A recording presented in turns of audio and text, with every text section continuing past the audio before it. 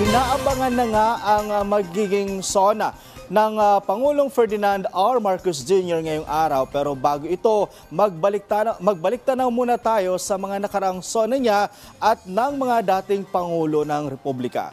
Si Bernard Ferrer sa detalye.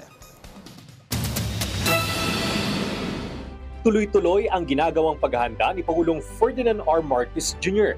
Tinitiyak din nila na maganda ang gagamiting lengguwahe at maayos na maipakita sa taong bayan ang mga nagawa ng pamahalaan.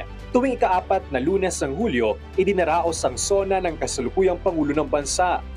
Dito inuulat ng Pangulo ang mga nagawa at ginagawa ng kanyang administrasyon. Pagkakataon din ito ng Pangulo upang ilahad ang mga susunod na programa at proyekto, lalo na ang priority measures. Sa mga nagdaang taon, nagsisimula ang SONA ng alas 4 ng hapon, kung saan nagsama-sama ang First Family at iba pang kaanak ng Pangulo, mababatas, miyembro ng gabinete, diplomats at iba pang personalidad. Bago ang SONA, nagsasagawa ng regular session ng Senado at House of Representatives, kung saan iniluluklok nila ang mga bago nilang opisyal.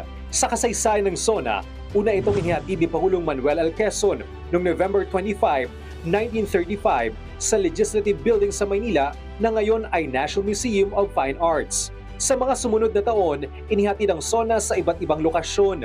Sina Pangulong Sergio Osmeña at Manuel Rojas ay nagtalumbati sa pansamantalang kongreso na itinatag sa Lepanto Street sa Maynila na ngayon ay SH Loyola Street.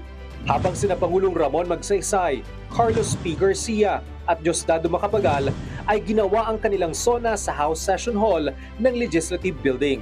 Sa loob ng 21 taon, ginawa ni Pangulong Ferdinand Marcos Sr. ang kanyang SONA sa iba't ibang lokasyon tulad sa Legislative Building, Malacanang, Quirino Grandstand, Philippine International Convention Center, Luneta Park at Batasang Pambansa. Isinagawa ni Pangulong Ferdinand R. Marcos Jr. ang kanyang unang SONA noong July 25, 2022. Tumagal ito ng 1 oras at 14 na minuto kung saan inilatag niya ang mga prioridad ng programa na nakatuon sa ekonomiya, COVID-19 pandemic, foreign policy at iba pang mahalagang batas. Ang SONA ay taunang obligasyon ng kasalukuyang Pangulo sa ilalim ng Article 7, Section 23 ng 1987 Constitution. Bernard Ferrer para sa Pambansang TV sa Bagong Pilipinas.